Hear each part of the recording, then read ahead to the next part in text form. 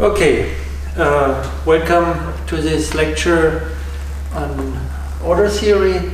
The topic of today's presentation is already on the blackboard, and last time I gave a rather broad introduction, so we can go in medias res and prove our two results on chi-boundedness. So the first is a theorem by Asplund and Grünbaum from 1960.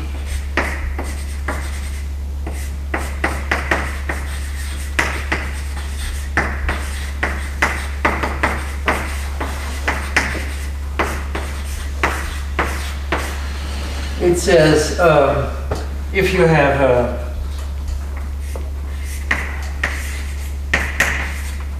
a rectangle intersection graph,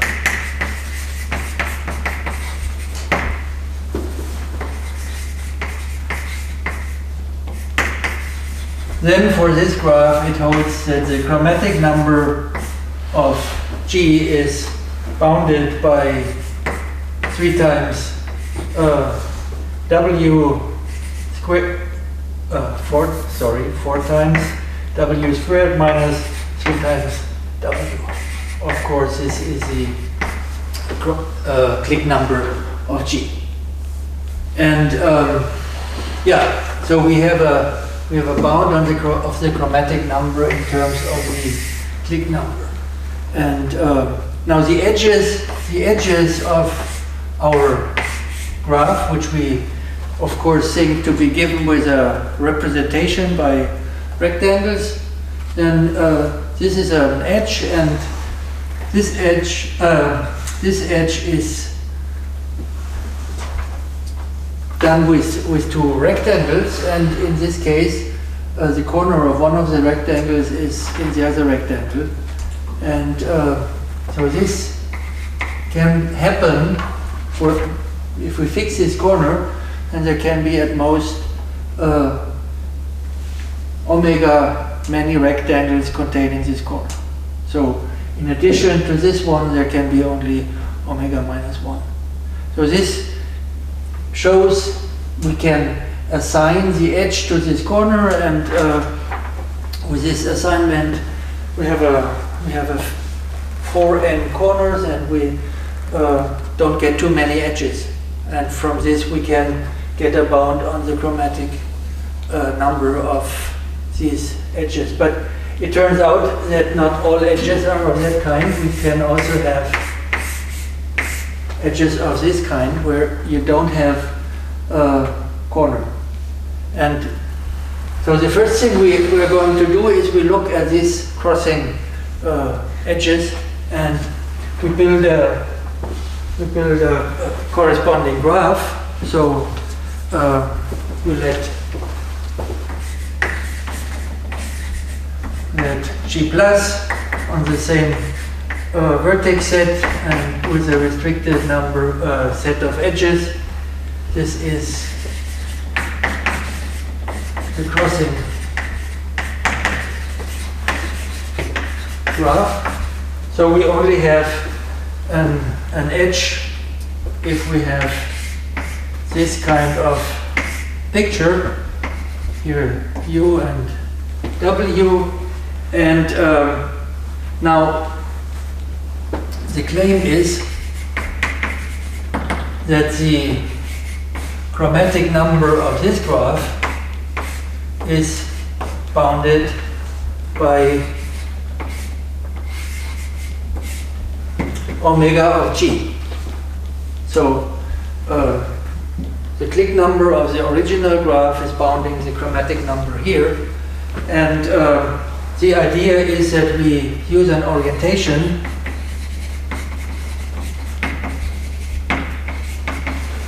for the edges.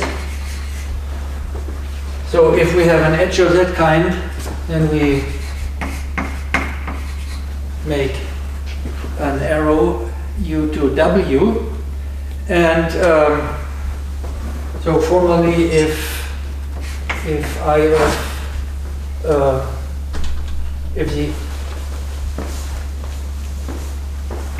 X projection So we project this down to the x-axis, and there we see two intervals, and here we have that I of u is containing I of w. Okay, so we do this, and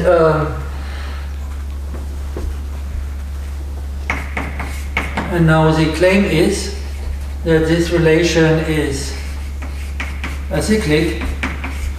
Well, it is defined by a containment relation, and so this is clearly acyclic, and also that it is transitive.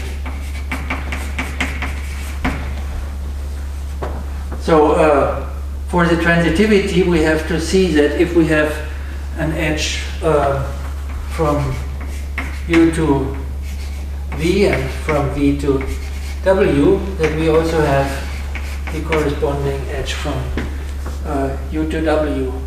But if we go to this picture, what do we know? We know that the x projection interval is somewhere in between, and similarly for the y projection we have something of that kind, and we get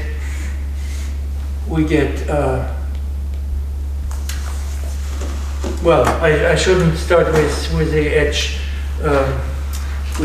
u w. I should start with the u, and then introduce the v, and then introduce the w, and conclude that we have the transitive edge. Okay, and now from the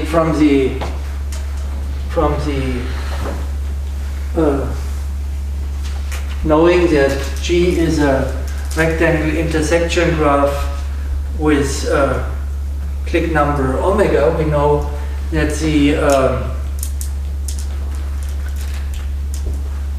length of such a chain is bounded by omega. We cannot have a deeper nesting of crosses than omega. So the height of this poset is bounded by omega of G, and now we can build the anti-chain partition, and for the anti-chain partition we need at most that many anti-chains, and each anti-chain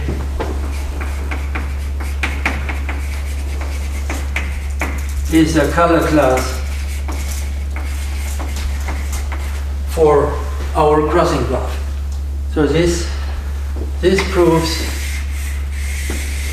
this claim. And now let's look at the edges which are witnessed by a corner containment. And so we look at another graph, the corner graph, and we note that that the edges here is exactly the edges of our original graph minus the edges of the crossing graph. And now, well, we already noted that each corner contributes at most omega minus 1 edges, and from this we could already get something on the chromatic number of this graph, but we can do slightly better. We can observe that each edge in this corner graph is witnessed by two corners.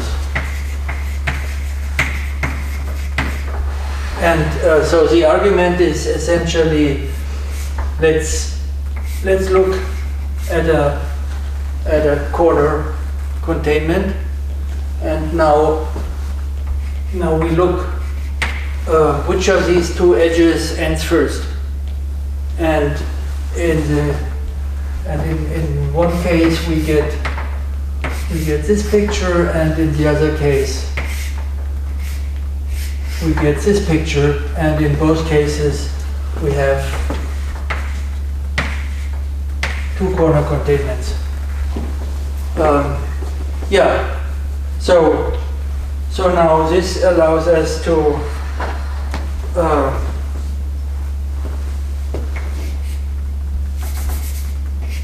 the number of corners is 4n.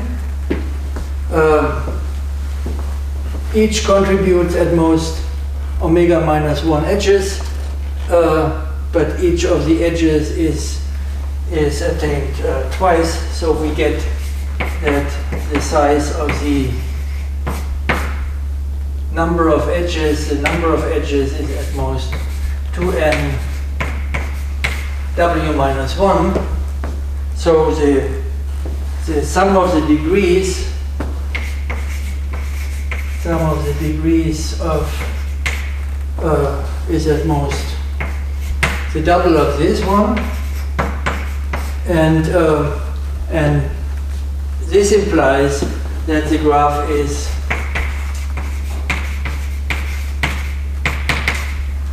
is 4 omega minus 4 degenerate. There is a vertex which has degree at most this one, and if you delete this vertex in the remaining graph, you still have a vertex which has at most this degree, and so on. And from this we obtain that the chromatic number of this is at most 4 omega minus 4 plus 1, so minus 3. Okay, so now we have the chromatic number of these two graphs, and from this we compose a coloring of the original graph G by assigning a product coloring. So we take V goes to psi of V, where this is a coloring of G plus with at most omega colors, and this is a coloring of the corner graph with at most 4 omega minus 3 colors.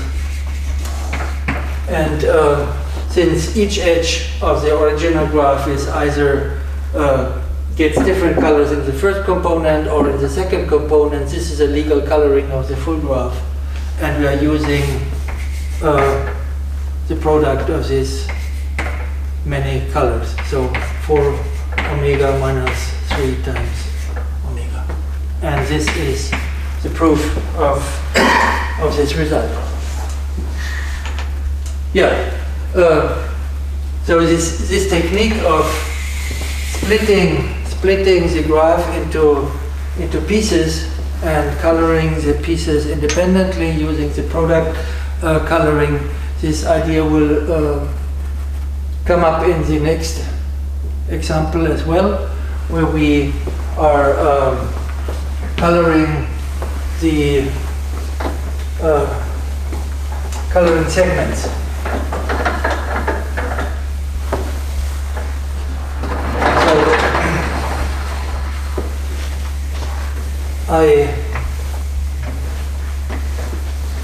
I already announced this result as well in the previous lecture.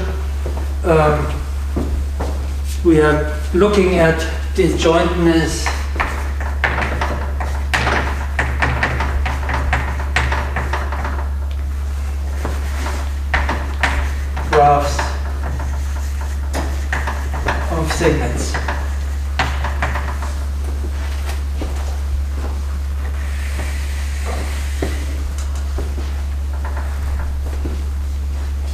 And yeah, so what we do, we have a collection of segments, and we are going to partition the edges of our disjointness graph again into different classes. And this time we have 4 classes, and each of these classes is an order relation,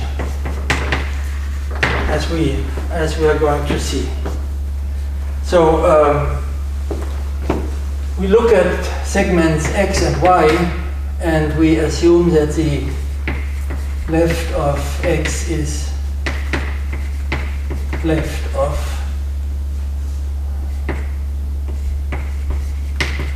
y. So the left endpoint of the x is to the left of the left endpoint of the y, and now we say that these 2 segments form a step up. If in this case we have the first relation when it looks like this, or the x and the y are even disjoint in the projection to the x-axis. And we say that it's a step down if we have the x and the y, or again this picture, the 2 are disjoint. And then we have the option that we have a shrink up. So this would be a large x and a smaller y whose x projection is completely contained in the x projection of the x. And finally we have a shrink down, which is a dual picture, the y and the x. And with this we capture all the possibilities of 2 disjoint segments where the left endpoint of x is to the left of the left endpoint of y. And from this assumption for our relation, so this would be 2 and 3 and 4. From this we immediately get that each of them is acyclic. It's always the endpoints are moving right.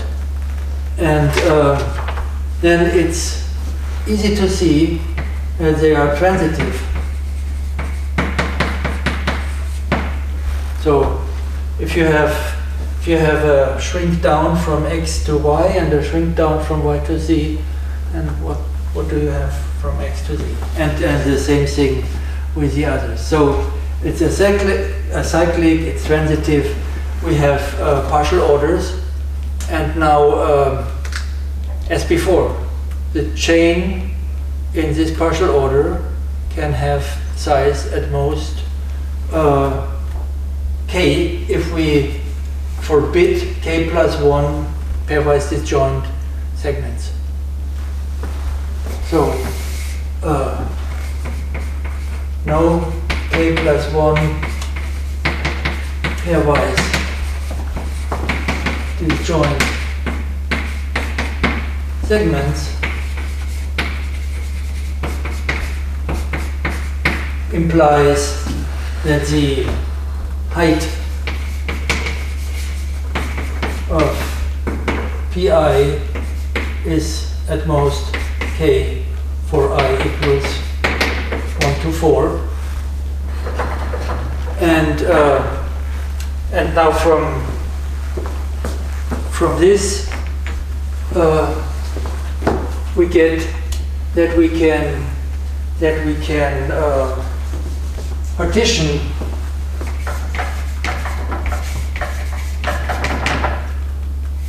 or maybe color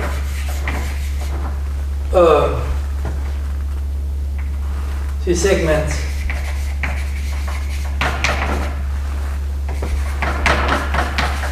with K colors such that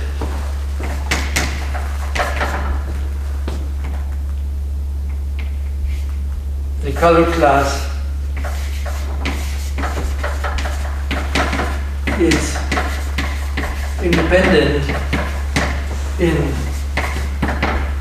Pi, and this again can be done for each of the four. It's an integer.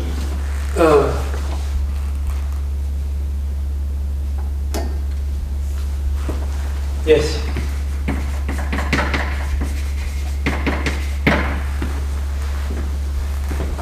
So it's independent in the corresponding comparability graph, and if you take the edges of the comparability graph to be EI,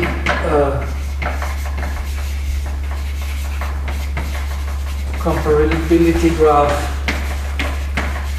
of EI, then we have that the edges of the graph formed by our segments is a union of E1 to as already mentioned. And now with the product coloring,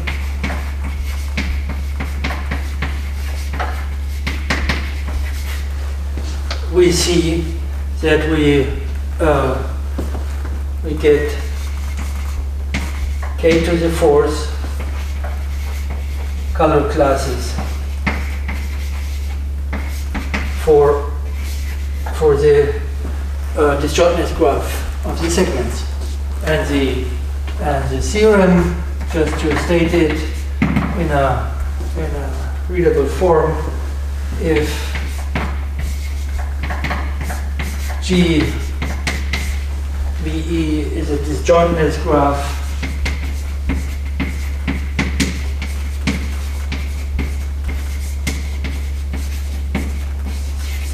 of a family of segments,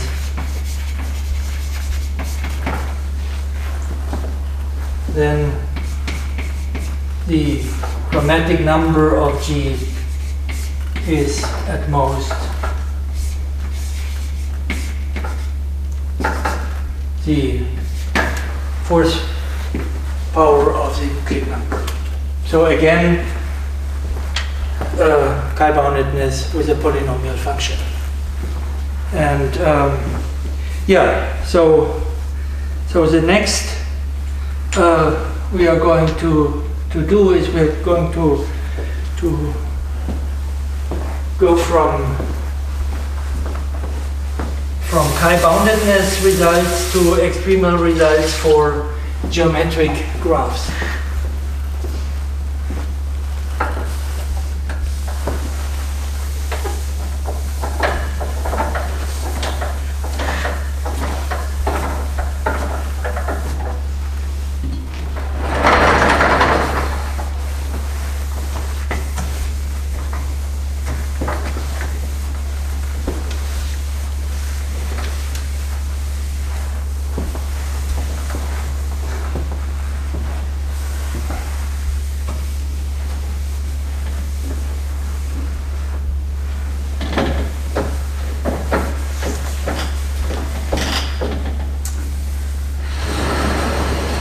And at this point, I should mention that a very recent result by Parinia, Shalem-Sok, and Bartosz Walczak is that this chromatic number is actually in O of omega log omega, and it's still open whether this is the best upper bound. The lower bounds are only linear, so could be that this can be brought down to a linear chi-bounding function.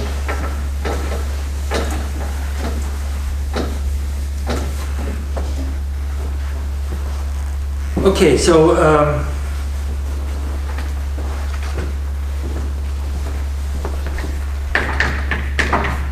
extremal problems for geometric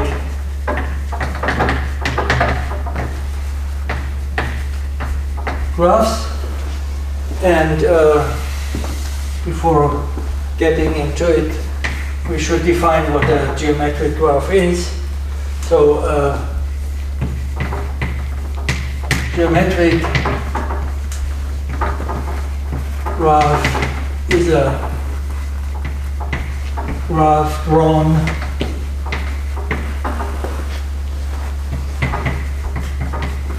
in the plane with points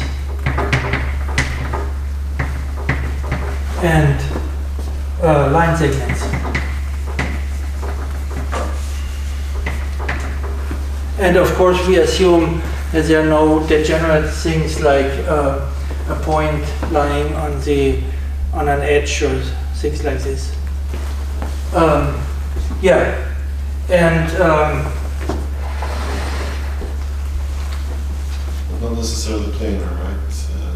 we allow crossings in this situation. Yeah. And actually, in some cases, we are interested in many crossings. So here's the first proposition, the first result in this area, extremal problem for geometric graphs. Geometric graph with n vertices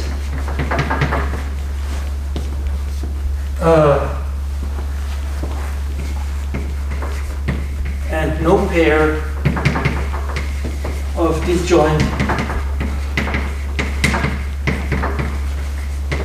edges has at most n edges. So, of course here, if two edges share an endpoint, then this is also, they are not disjoint. So, yeah, and so this is a very simple result with a nice little proof. So, let G be such a graph.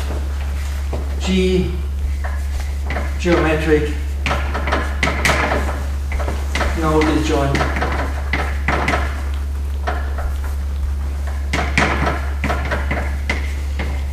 Edges. And now if it happens that the degree of V is at most 2 for all vertices, and we know that the number of edges is bounded by n. N is the number of vertices. Clearly. Now, if there exists a vertex V with degree at least 3, then we have a separating edge. So we look at V, and we look at the edges, and each edge has a supporting line, and this line defines two half spaces, and we say that an edge is a separating edge if both of these half spaces contain an edge incident to V. So the picture would be, you have the line, you have an edge here, and you have an edge in this half space and an edge in this half space, which witness that this edge is separating. And yeah, think of the angles between three edges, and then you will see that either the three edges are in a half plane, in which case you can take the middle one. There's a notion of a middle one, or the three edges behave like this, and each of them is separating. So, but now if you think about it, you see that the other vertex of a separating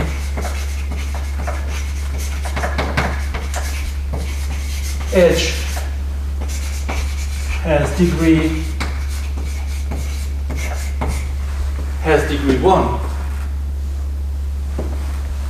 If you would have at this vertex W, if you would have an edge, and this edge would be a straight segment, and it would have to cut to intersect this green edge, and it would have to intersect this green edge, which is impossible.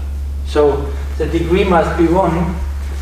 So you remove the edge and induct or continue or whatever, and you prove the result. Now, as you saw, this is a nice little proof, and but you can modify the problem slightly if we change from geometric graph to topological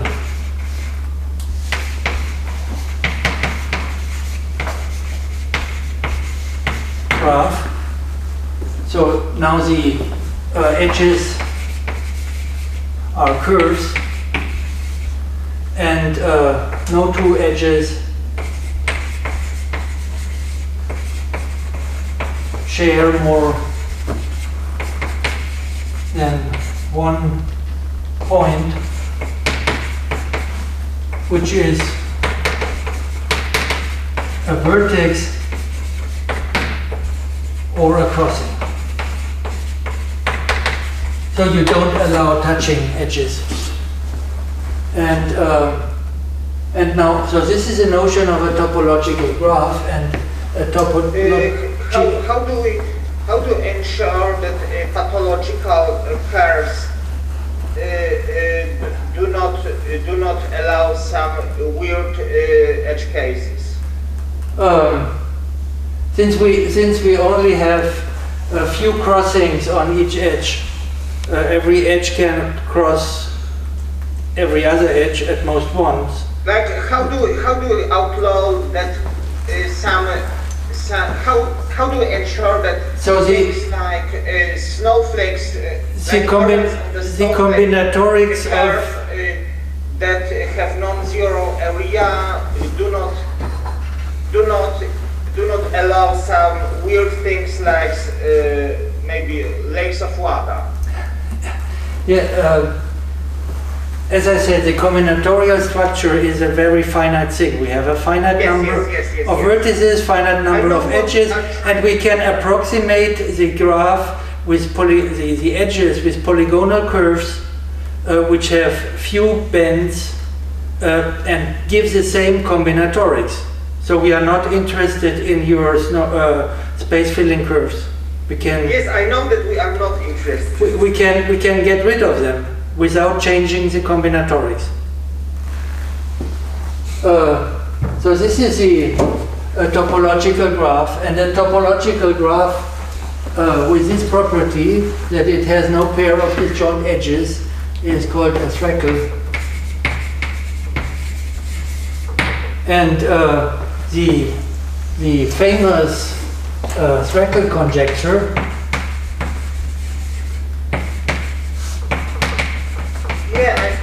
by Conway. Combinatorically using things like and sharing the Euler characteristic.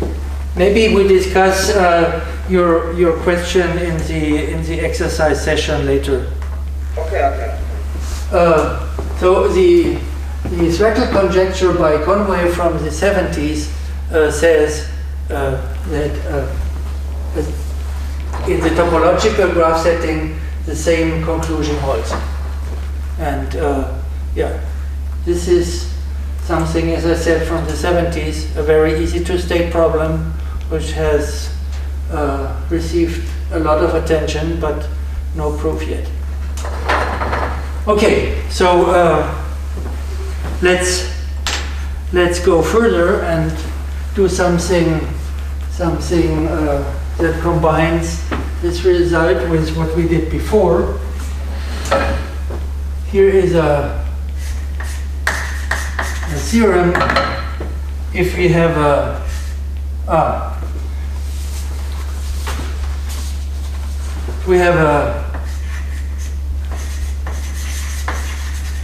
geometric graph with n vertices and no k plus 1 pairwise disjoint edges, then we claim that we can, in this case, not bound chromatic number. In this case, we bound the number of edges. So from the previous result, we could bound the chromatic number of the line graph. Yeah, the edges are segments essentially, and we have a bound of the chromatic number of the line graph. But now we say that here we can bound the number of edges. And actually, the proof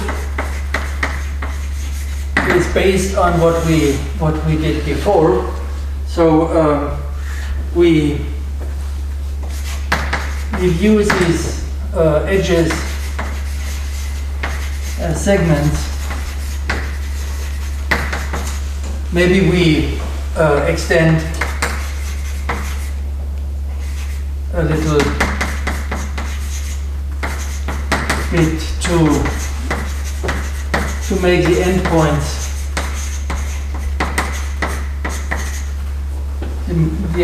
different. This was something we were kind of assuming in the previous case,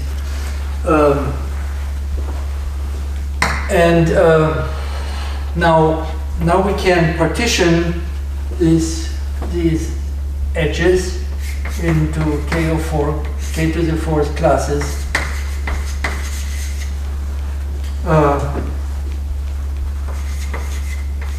Each consisting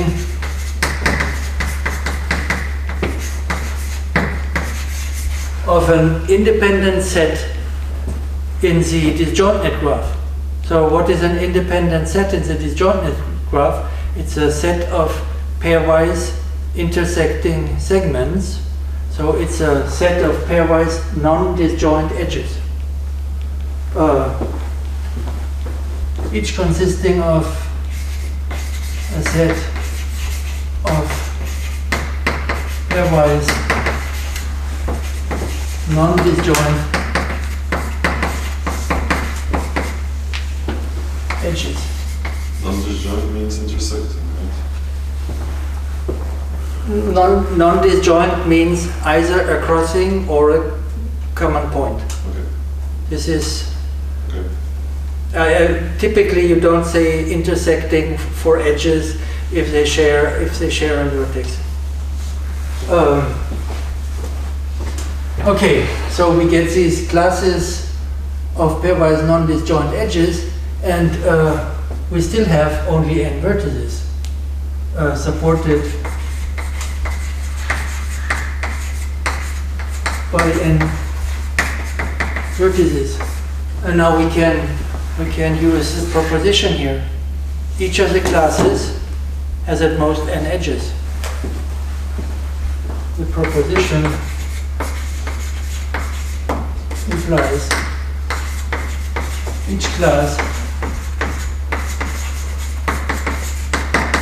contains at most n edges. And we're done. We have k to the 4 classes, each has at most n edges, so we have at most k to the 4 times n edges in total. Yeah. Let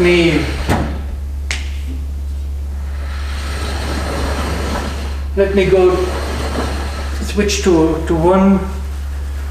one additional problem, which is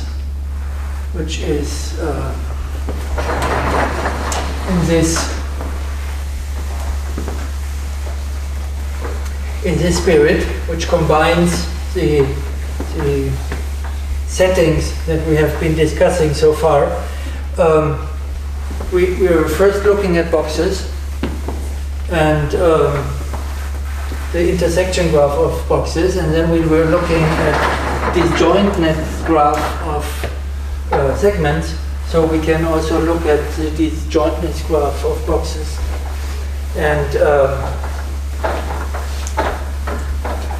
again ask for the chi binding function.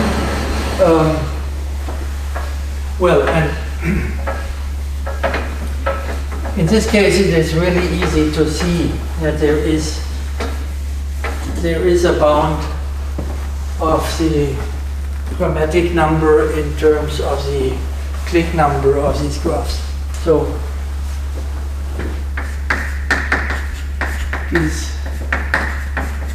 disjointness of boxes. So if we have no k plus 1 pairwise disjoint boxes,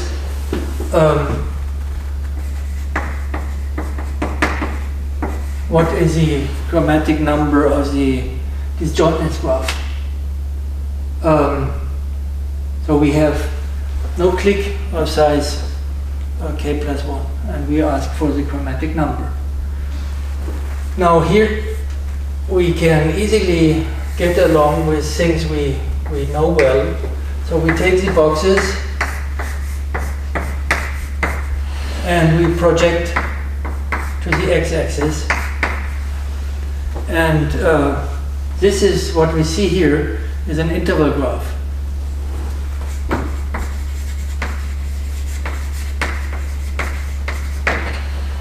Or, if you prefer, interval order. And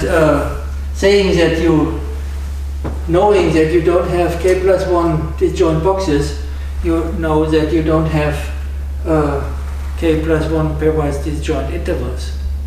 So the height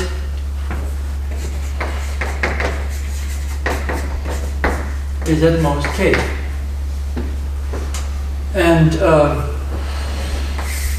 you do the same thing here. You project on the y-axis, and you get a second order, and again the height is at most k. And now if you do a product coloring, then you color the boxes with k squared colors, so that no two in the same class are disjoint. If they are disjoint, they are separable by a horizontal, a vertical or a horizontal line, which makes the projection intervals disjoint, so that in this projection they get different color. But now, actually, we have shown something stronger. We can find k points here, k points piercing or hitting hitting all intervals. And we can find tail points here hitting all intervals. And now if from these points we make lines, then we can note that then we know that every rectangle is going to contain intersect one of the horizontal lines, and it's going to intersect one of the vertical lines. But now if we know these 2 points, then we know that the corresponding rectangle contains one of the grid points. So what we get here is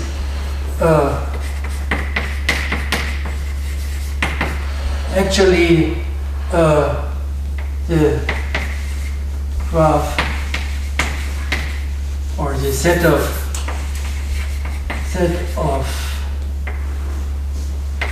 boxes admits a hitting set of size at most a squared.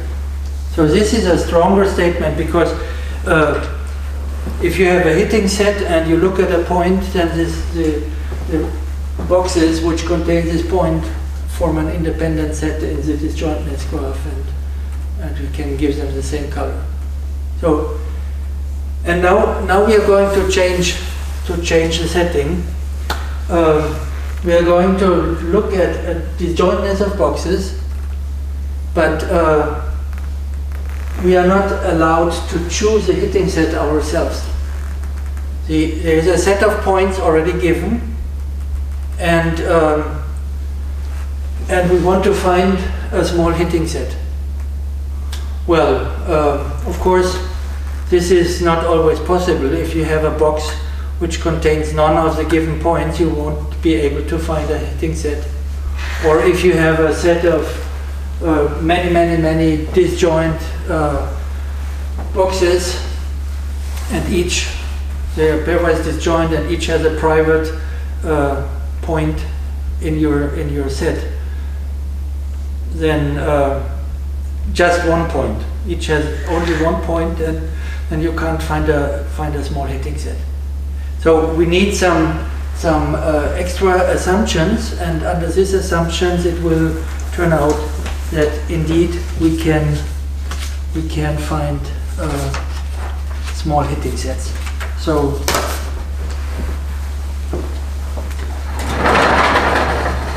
let's call it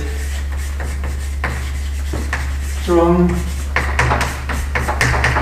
hitting sets for rectangles.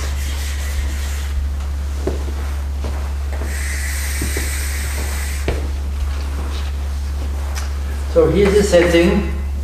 P is a set of points. R is a set of rectangles.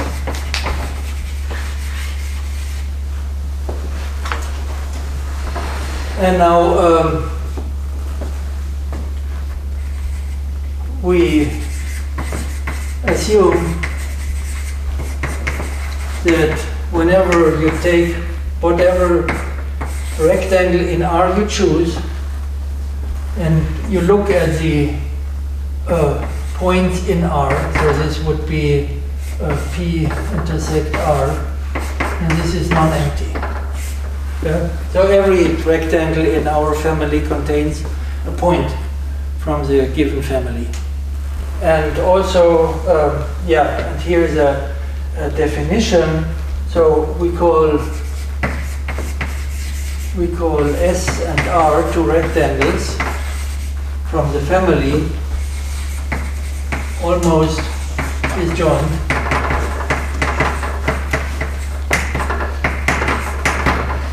if we cannot witness an intersection by looking at the points of P. So if PS intersect PR is empty. Okay, and now here is the theorem.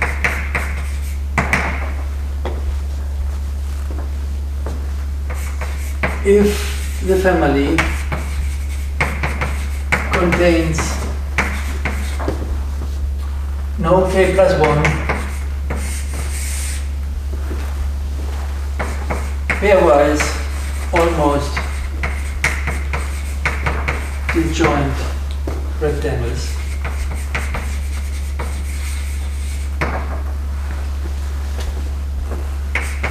then there exists a set H subset of P with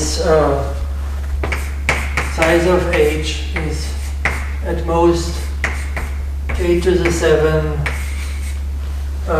gamma, such that this is a hitting set. H intersect R is non-empty for all rectangles in the family. So this is the theorem we want to prove. And yeah, so the first part of the proof. What is gamma? Gamma is a constant, some constant. The first part in the proof will be geometric, and it will explain this term. And then we get to a very combinatorial problem on intervals, and this will explain this one.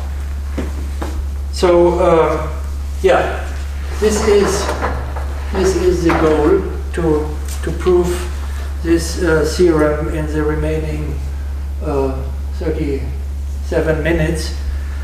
Let's see if we manage.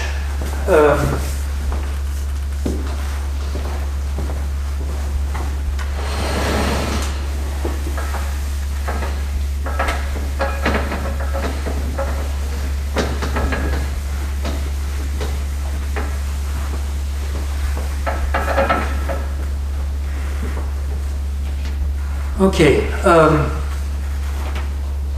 Yeah, and I'm going to break the proof into several steps. And the first step is the k to the 7 factor.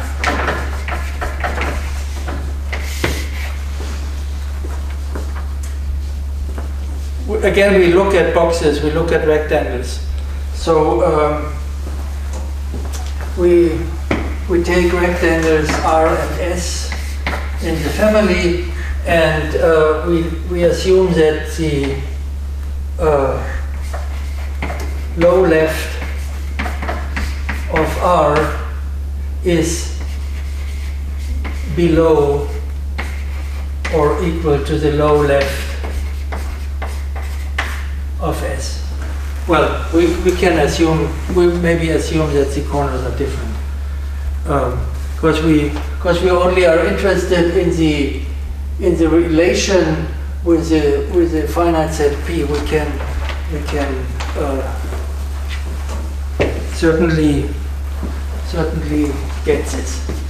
Now, yeah, how do the possible intersections look like? Let's make a small table. Let's make R blue and S green. So we know that the blue one extends below the green one, and this is a projection to the y-axis. These are the two patterns, where here in this case we also include the case where they are actually disjoint. So we distinguish between inclusion and shift. And in the other direction we have all kind of possibilities. We have a large green and a small blue. We have a blue, and now we have this or this. We have a small green and a large blue, and we have a shift in the other direction, so this would be this picture. So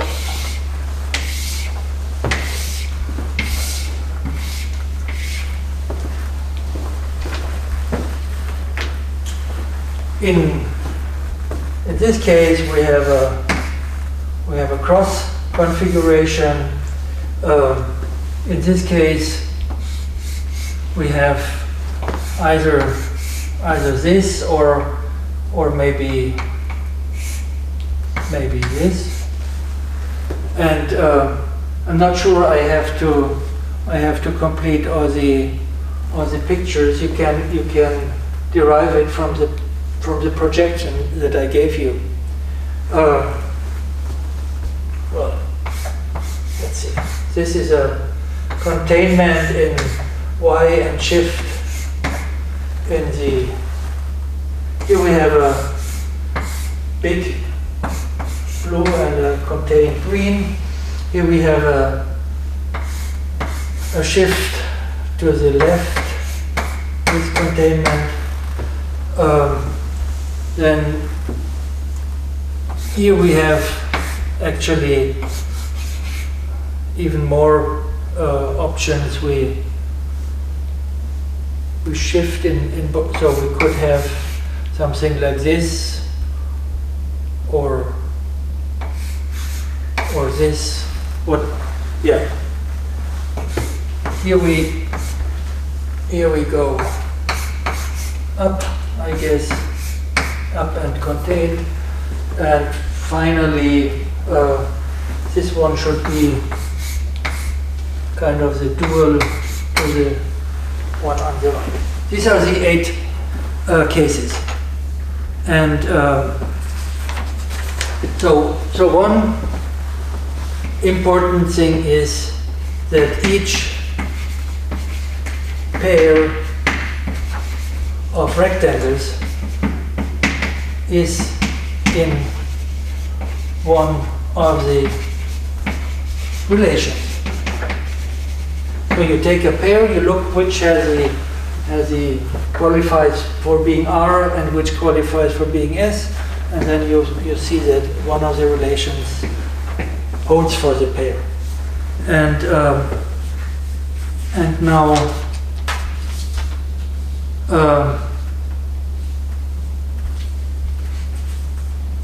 now I have a mess with my notes. Some stuff.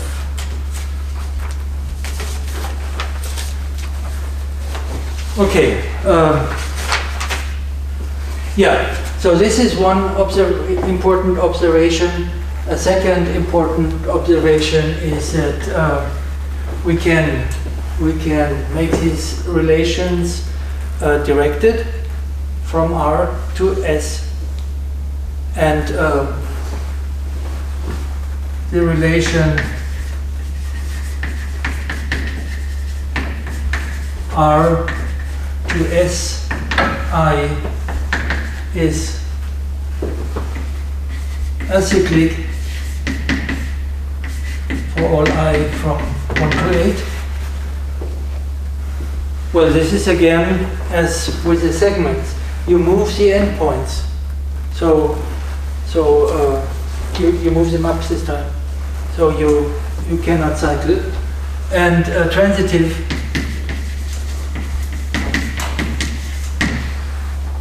yeah, from the definition you see that it's transitive. And now we do something. We take these relations which are given on all pairs of of rectangles, and we restrict the relations to almost disjoint pairs.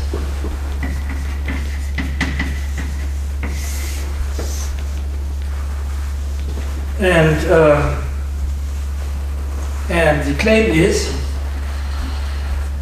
that they remain acyclic and transitive. So the acyclicity is for free. The transitivity, well, the transitivity can be seen as follows. So if the only danger is that one is almost disjoint, the other is almost disjoint, but the transitive edge is not almost disjoint. Yes. So and you see that the intersection, the true intersection, is shrinking along a chain. So the intersection from this to the green is larger than the intersection from green to the next. Clearly, because the next one could be something like this. Well, it could be disjoint. The green-yellow intersection could be also disjoint with. But the intersection of blue-green and blue-yellow, we say, is shrinking. From blue-green. Yes.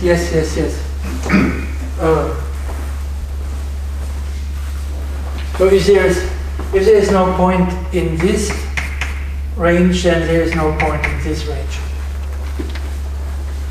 And this kind of argument can be made for each of the cases.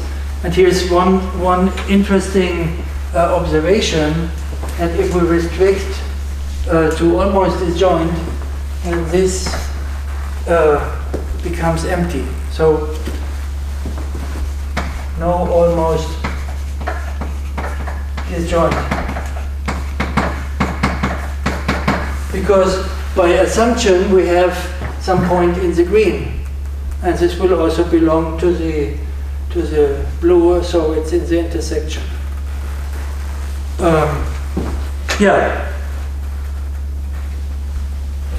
Now we have a cyclic and transitive relation on the almost disjoint. We have 7 acyclic transitive relations on the almost disjoint pairs. We can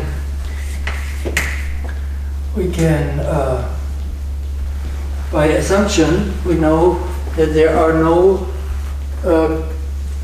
k minus 1, no k plus 1 pairwise almost disjoint rectangles. So we can each relation has height at most k. And again, we can take an anti-chain partition, and we can anti-chain partitions and product coloring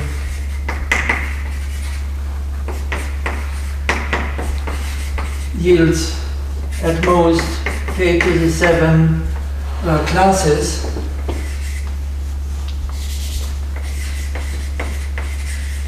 color classes, such that a class C has no pair of almost disjoint rectangles. Okay, so this is a k to the 7 factor, and now we are down to this kind of class. We are looking at we have the P, and we have a set of rectangles, now a class, so that any two of them share some element of P. And this is the second one, a class and its integrals.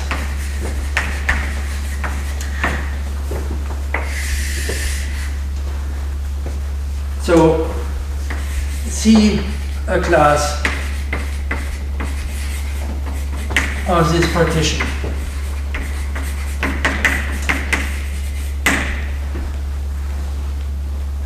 So in particular, any two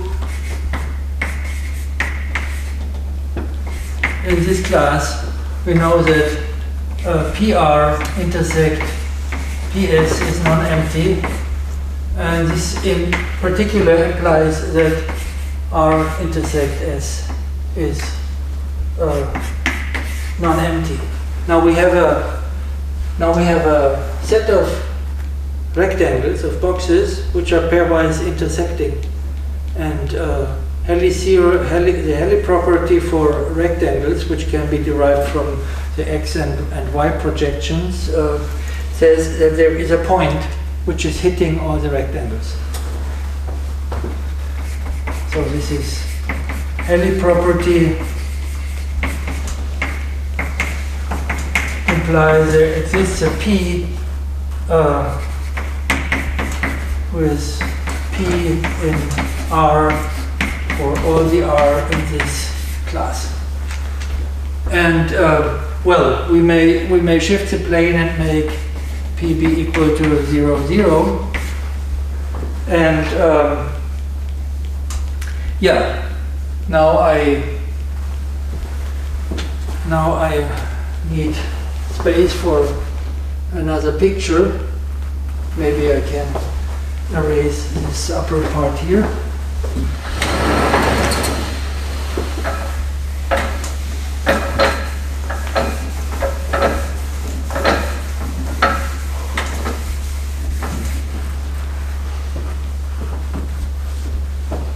We have this point P equals 0, 0, which is contained in all the rectangles in our class. Now we look at a quadrant Q1, and what we are going to do with Q1 can be done with the other ones as symmetrically. So here we see some parts of our rectangles. And on the other hand, we see some points. And we note that if a rectangle is containing a point of our set P, then it contains a minimal point of our set P. So we concentrate on the minimal sets in this thing. So we intersect the point set P with the first quadrant, and we take the minima here. So this would be a set of points which could look like this. They form an anti-chain. We may have some other guys, but this line here is associated with this anti-chain. We know that every rectangle contains a red point, but it need not contain a red point in this quadrant. Yeah, and here is the observation for for all R in the class, the intersection of R with a line of AI, A1, is a possibly empty interval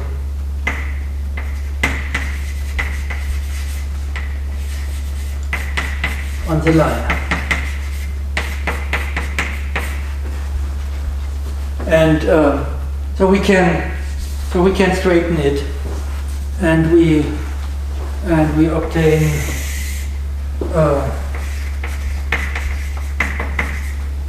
a line with some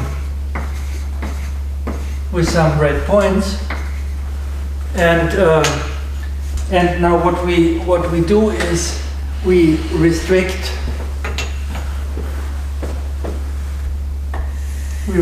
the interval here to the contained interval, which still contains all the red points but nothing else, or nothing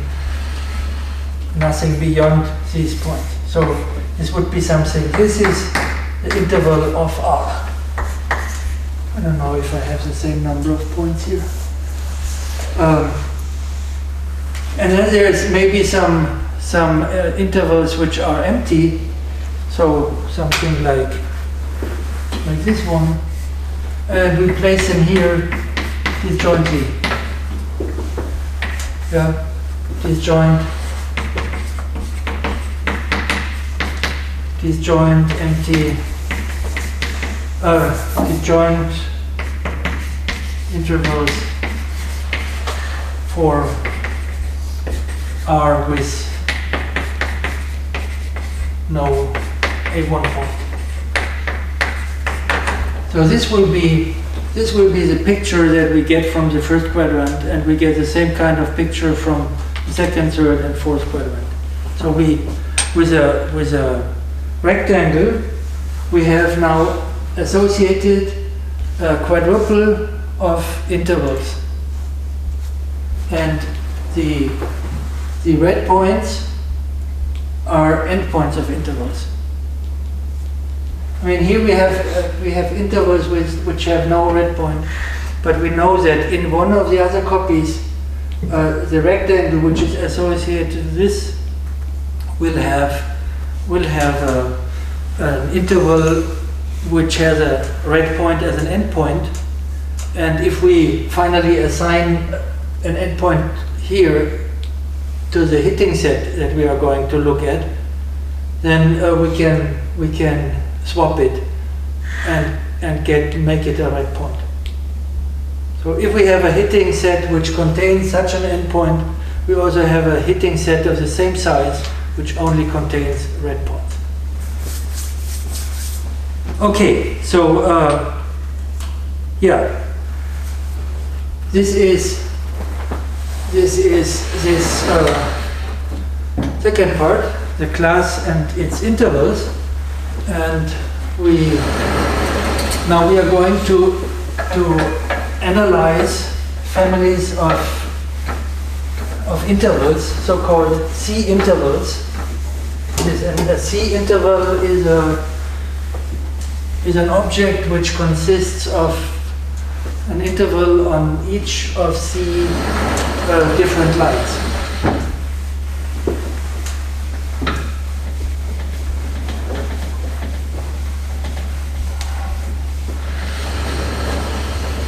So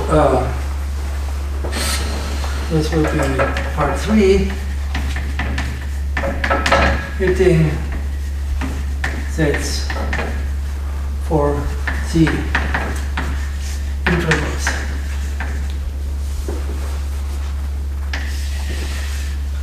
So we are given lines L1 up to LC, and a C interval is a set I equals I1 to IC, maybe you prefer to think of it as a tuple,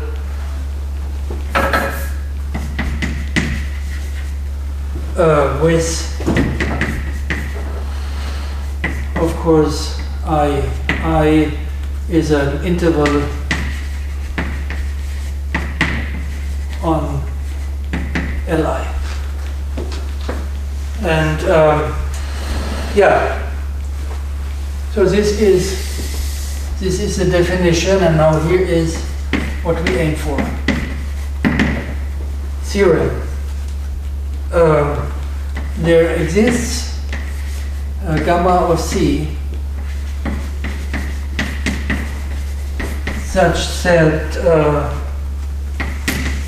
if J is a family of C intervals,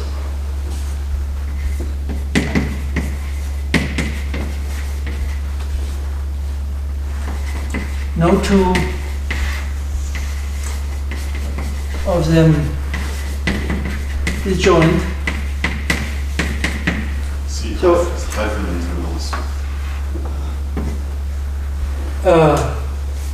The disjointness for C intervals, well, two such objects are disjoint if they are disjoint in each component. And so no two of them disjoint, then there exists H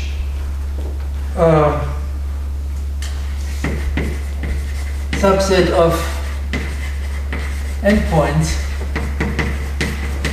the size of H being at most gamma of C, hitting all C intervals. And a C interval is hit if one of its intervals is hit. So these points are distributed on the different lines, and it's enough to hit one of the C intervals of this object. And yeah, of course,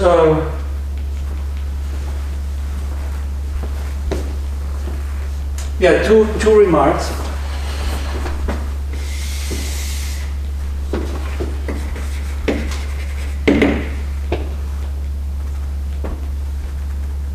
If we talk about one intervals,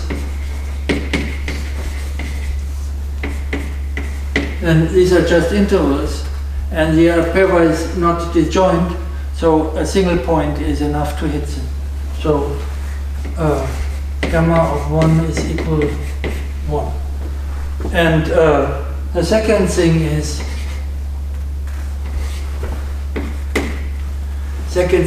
if you look at this problem, and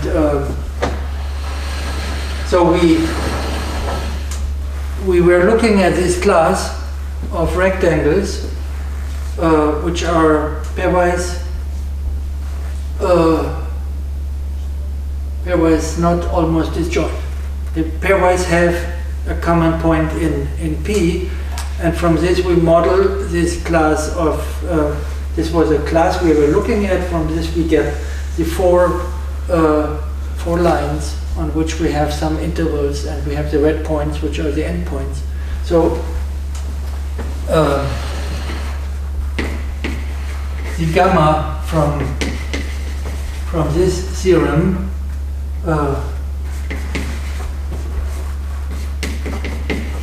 can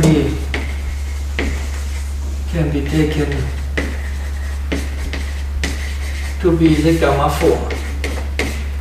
Yeah, gamma 4 is what we are heading for.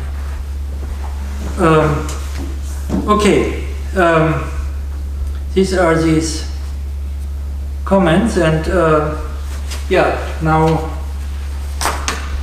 we are in deep trouble with the time. We have 10 minutes left, and I have 3 sheets with technical stuff. Anyway, let's get going.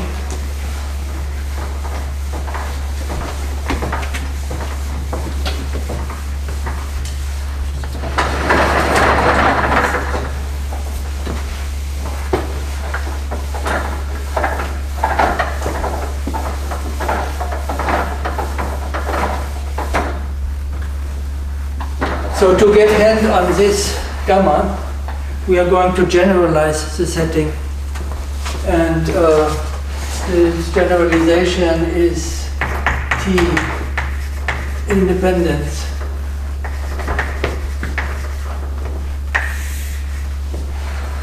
So a family of C intervals is T independent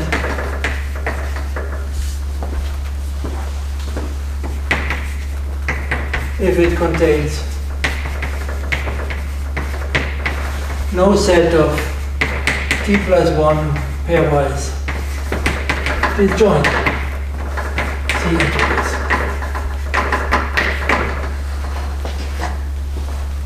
Yeah, and now here is a theorem which we are actually going to prove. So this will be a corollary. There exists beta T C such that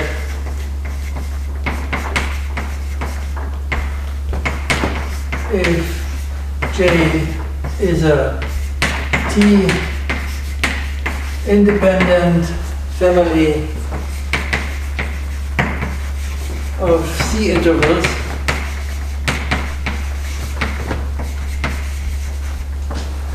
then there exists a set H, set of endpoints,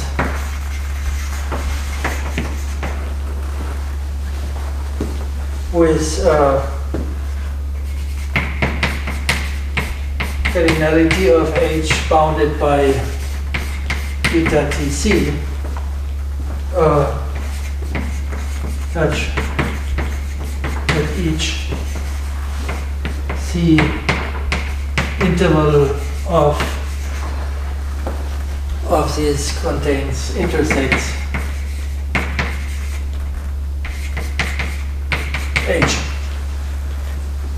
Yeah, and well, it's clear that the gamma C from the left side can be chosen to be beta of 1 and C. And another thing is corresponding to the observation that we made here. If you fix C to be 1, then you are on the line, you have intervals, and if you are T independent, then you can do it with T points. And the idea for the proof will be to reduce the C and on the cost of increasing the T. This will be how we prove that these numbers exist and are finite. This will be the basis, and we okay. So this is what we are actually going to prove. Beta T1 equals T is not entirely trivial, right?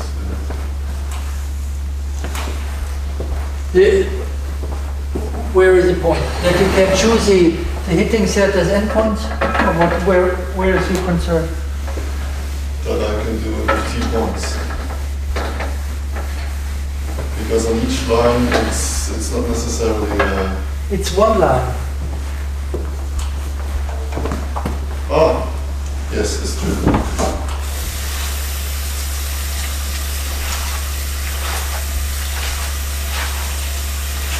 You have an interval order of height T. Yes. So I think we are advanced enough in this course to take this as a fact. Okay, so this was step 4. Let's move on. Step 5. Transversal lemma. So we're going to state a lemma which will be crucial in the proof, but at the first glance you don't see the connection. So here is the setting. A1 to AT are families of C intervals.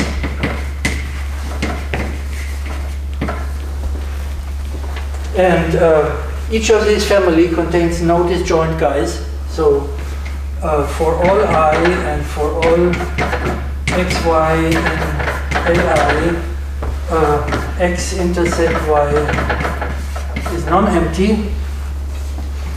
And the second property is that all these families are rather fat. So the size of AI is, say, equal or at least t to the c. And now under these conditions, we can choose xi in AI such that the corresponding collection x1, x2 up to xt is pairwise disjoint. So we find a disjoint transversal, a representative for each of the families, so that this selection is again disjoint. Yeah, the proof is a kind of a double induction.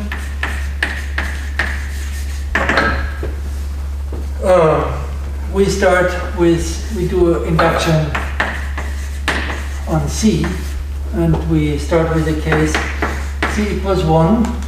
And now here in this case we do induction on T, and yeah, so the case C equals 1, T equals 1 is trivial. Now let's do the step. What is the setting?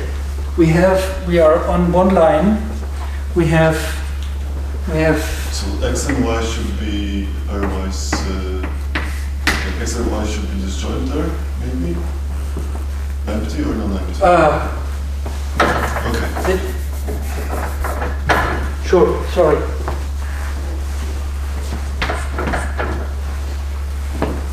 Yeah. So we got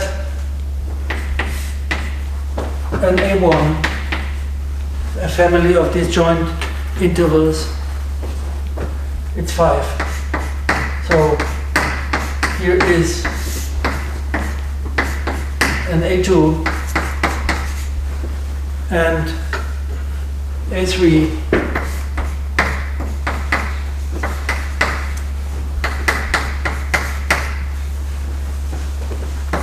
And let me spare the A4 and A5 that we would need. So what we do is we pick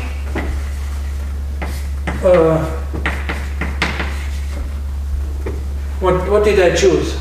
The rightmost left endpoint.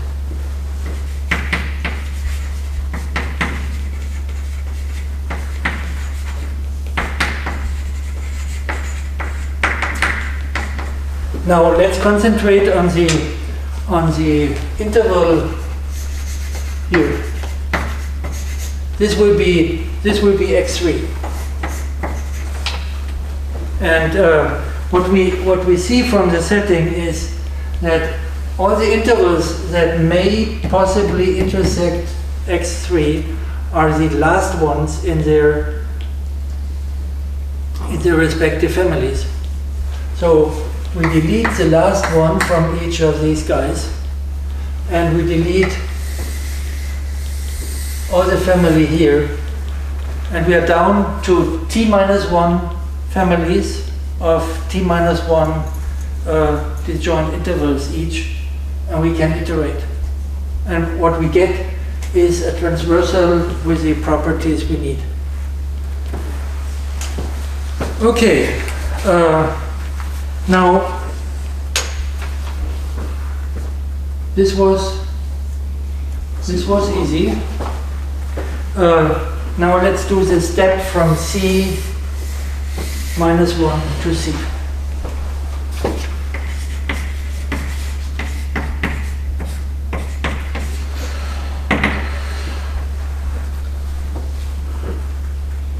We are in this situation. We are given A1 to AT, families of C intervals, and each of the families know this pairwise disjoint and big. Now, what we do is for each I from 1 to t, we look at intervals from AI, but only on the last line, on LC. And so there we see T to the C disjoint intervals. And what we do is we have a huge number of disjoint intervals. We make consecutive packets of size T to the C minus 1. Yeah? So each of them is T to the C minus 1. And then what we do is we take the convex hull, and this convex hull is going to be y I1, and here we start with a y I2, and so on.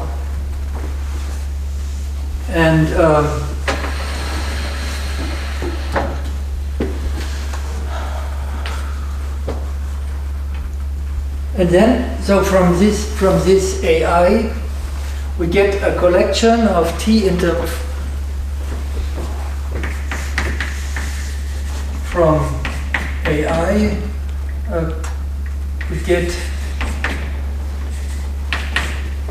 y1i up to yti on LC, and they are disjoint.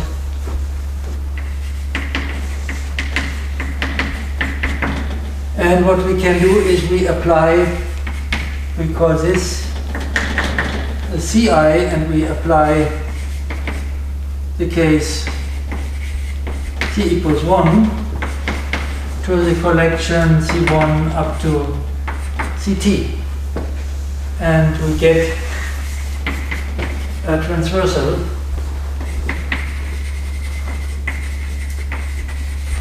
and we're going to name it Z1, Z2 to CT. So just to remember, the CI equals Y IJ for some JI. Okay. Now we have this, and we are going to define a BI.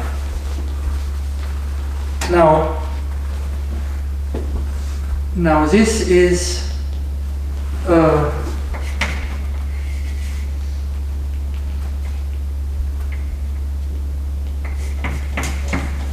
I prime with the property that I is a member of AI, and moreover the last component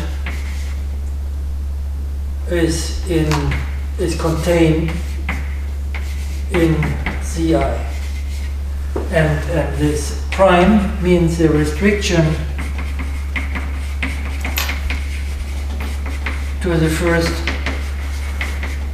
C minus 1 components of this tuple. So we already know about the last component. The last component belongs to Zi, and we restrict to this smaller part. And now what can we say?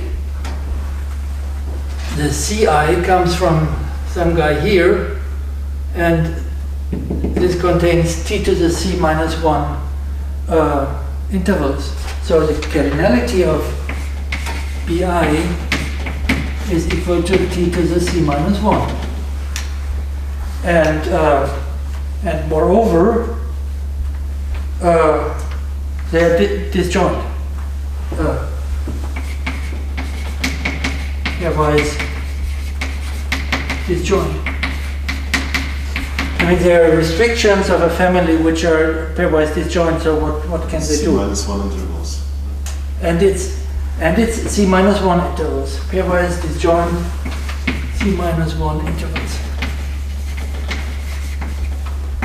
So that's nice, because now we are doing this step and we cut down. So by induction,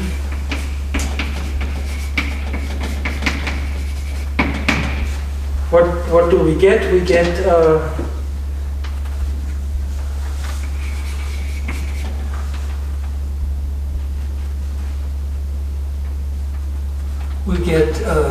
x1 to, I should have some, no, yeah. So the BIs are taking this here, we have t of them, and we get transversal. So we get the x1 to xt with xi in bi. This is a transversal, and adding back the last component, we are done. So to remind you, what does it mean to add back the last component? The last component of this xi will be from Zi, will be some small guy in the Ci, and the Ci's here are pairwise disjoint. So in the last component you don't mess up. Okay, so this is the proof of the transversal lemma, and now we have this was 5. We have a last number. We have number 6, and now we are actually working with the beta stuff.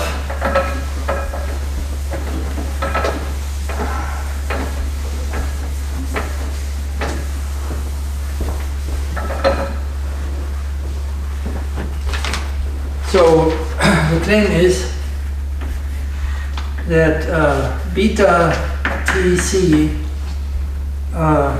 can be bounded in terms of beta t c minus 1, where this is a small t and this is a large t, and we're going to specify. And we specify it right away. Here is the claim. Beta t, and now for some reasons or no reasons, I don't know, we change, the c plus 1 can be bound by t plus.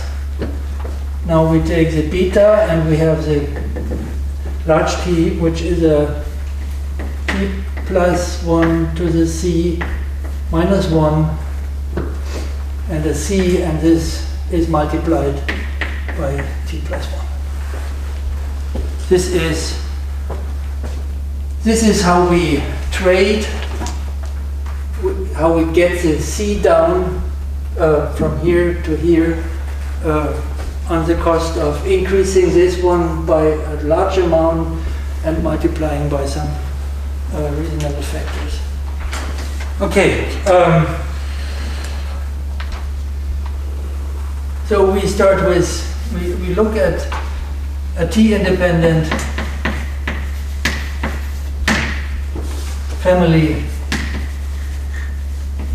of T+1 intervals.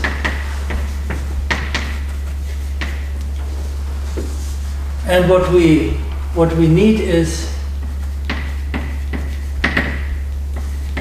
endpoints to hit them.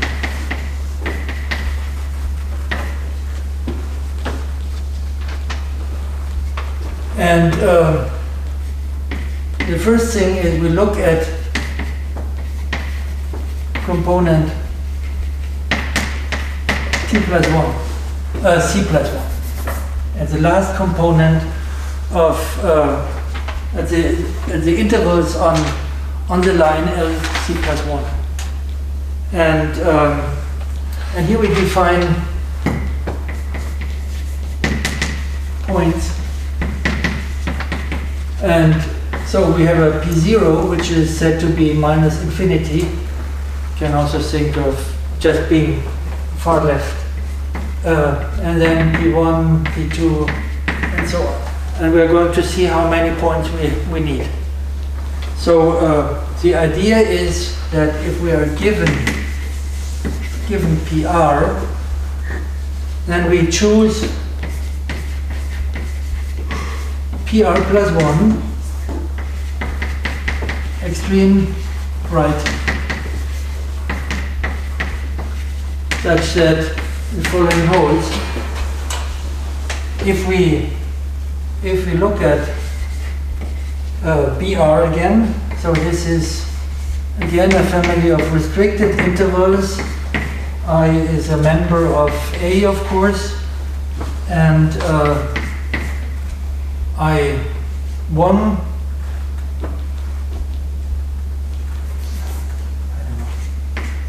I think this makes more sense. C+1 is a subset of PR+1.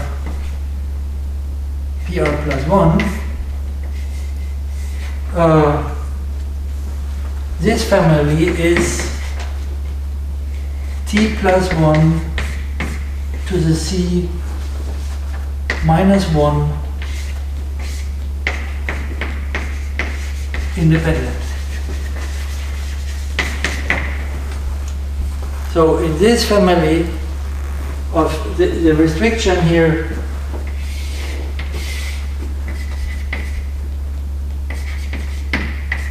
to the C interval on L1 to LC. You look at the other lines, and on these lines you have this kind of independence, and this extreme right means, I'm going to write it right now, that if we include the right endpoint, then we fail with this property. So then this is not anymore T+1 to the C independent. So it has a family of T+1 to the C pairwise disjoint intervals. C intervals. C intervals.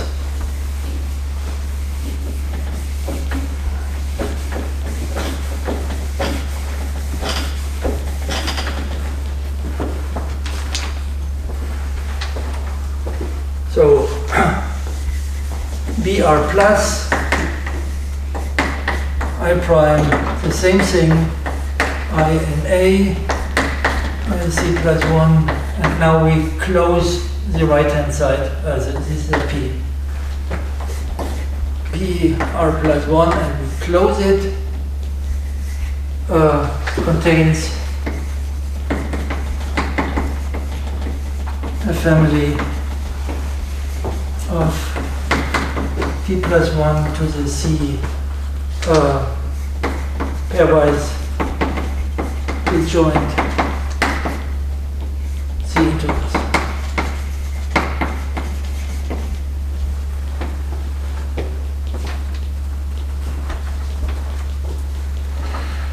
Now, now we look at these guys. B. That's assuming that PR plus 1 is not plus infinity. Well, there will be a last family which doesn't have the property. At some point, we run out of gas, and we take the remaining stuff in one chunk, and we are going to deal with it separately. But now assume that B1 plus to BT plus 1 plus are defined. Now, these are families of, oops, no, I'm not taking,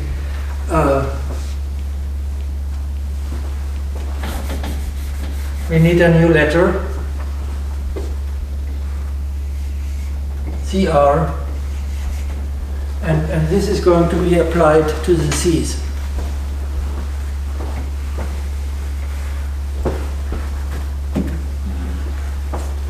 Well, this thing I wrote was okay. B1 plus to BT plus 1 plus are defined, and we can apply the lemma to C1 to CT plus 1.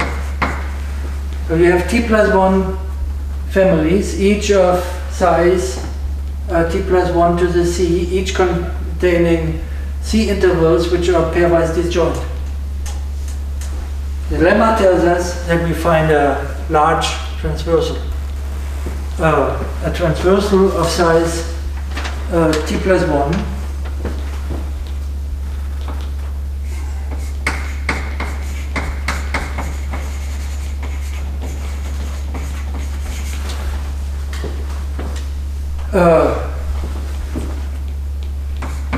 x1 to xt plus 1, add back the component c plus 1, and they come from different chunks here, from different intervals between different points pi, so they are disjoint in the last component. So T plus 1 pairwise disjoint from A. And this is a contradiction because we assume that A is T independent. So what do we learn? We learn that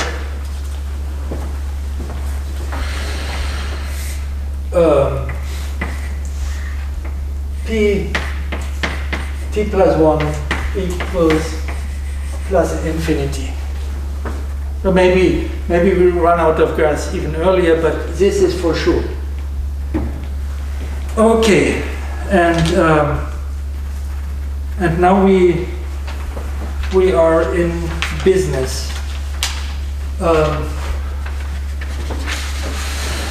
We have used the transversal lemma, so we can get rid of it.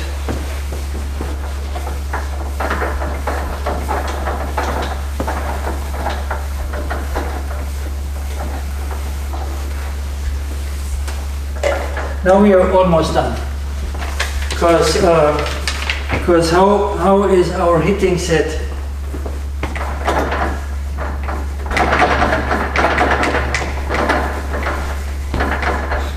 being composed? We take the points P1 to PT, and now they hit everything which is intersecting one of these points. So the remaining stuff is a union of the BRs. And now let's look at one of the DI. BI is a so and so independent family of C intervals.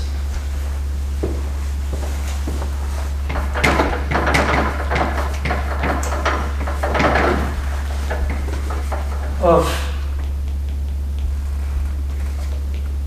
C intervals. So it has a hitting set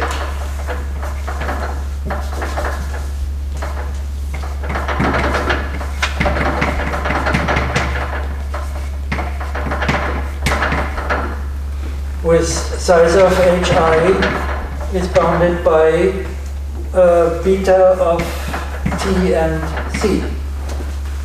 And the T is exactly this T plus 1 to the C minus 1. And we have, and this is true for I equals 1 to T. And the rest, so the set of, let's stay to the notation, I prime with I subset of I element of A and IC plus 1 contained in the interval I just write P T and infinity is also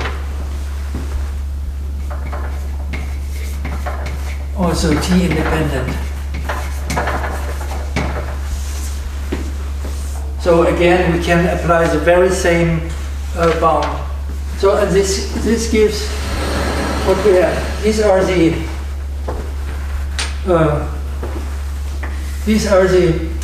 T points here. This is the beta that we have here, beta of capital T C. This is this one, and this is the number of blocks. We have T blocks plus the rest is T plus 1 blocks. So this is the last part of this proof. And now let me just mention that the gamma we had in the original proof, which would be the beta of 1 and 4, according to my evaluation, it should be this number. This is the bound that we get from this proof. Yeah, it was a bit longer than the regular lecture, so this is lecture 16 plus. Thank you.